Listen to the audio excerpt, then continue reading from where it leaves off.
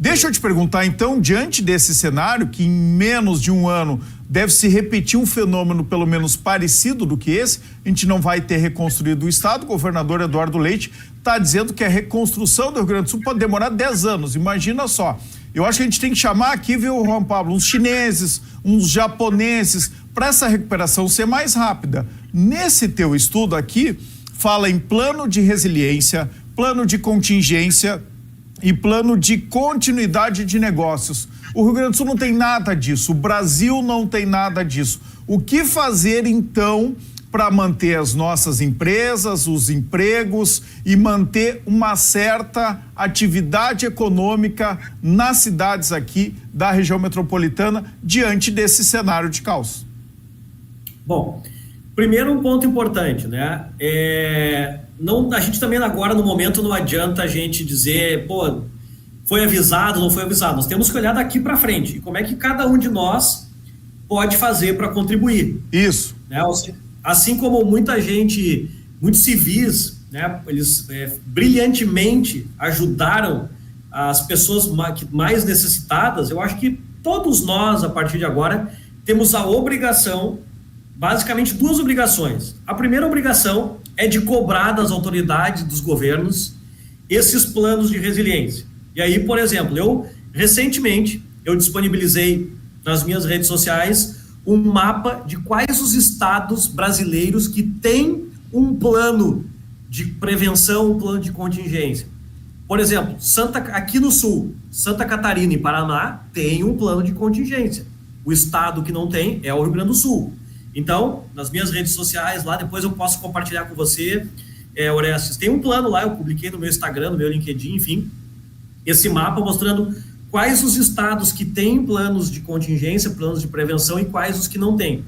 Mas o que eu quero dizer com isso? Que a gente precisa, nesse momento, mobilização, a gente precisa de humildade dos governos para aceitar a ajuda de quem quer ajudar, e a gente precisa educar a população.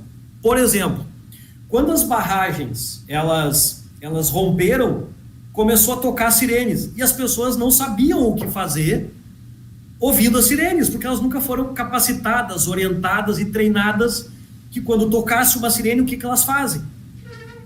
Outro erro que acontece, que muitas pessoas fazem, quando acontece um evento extremo, elas vão para onde? Vão para um hospital.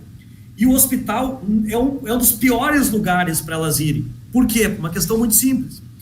Em tese, a gente acha que o hospital é um lugar seguro para a gente ir. Só que quando vem uma enchente, não é um lugar seguro. Por quê? Porque pessoas, vamos dizer, eu bem fisicamente, você bem fisicamente, Orestes, deu uma enchente, nós vamos para o hospital.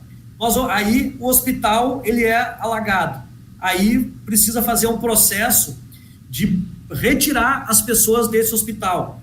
Só que nós estamos bem, a gente não deveria estar lá, só que a gente está ocupando o tempo das autoridades, dos resgates, dos bombeiros, para nos retirar quando a gente deveria deixar só para quem está enfermo nos hospitais. Então, uma das regras básicas de um plano de contingência é orientar que quando aconteça um evento extremo, não é o hospital o melhor lugar para ir.